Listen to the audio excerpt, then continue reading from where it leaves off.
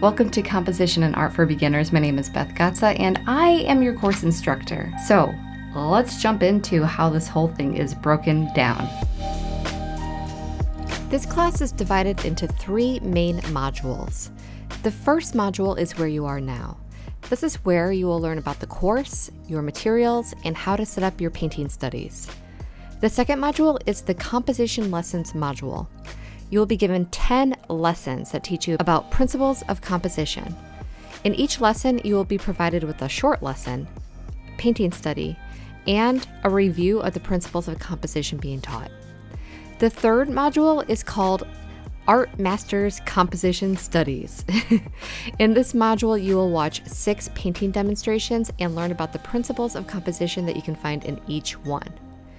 There is also an add-on available for purchase for this course, and it's called Course Cards. These are the review cards you will see me use during the class. You may choose to purchase these cards if you would like, and they have been designed to fit in a 4x6 photo album, along with the finished painting studies that you have created in this course. This way, after you've completed the course, you will be left with reminders of what you have learned.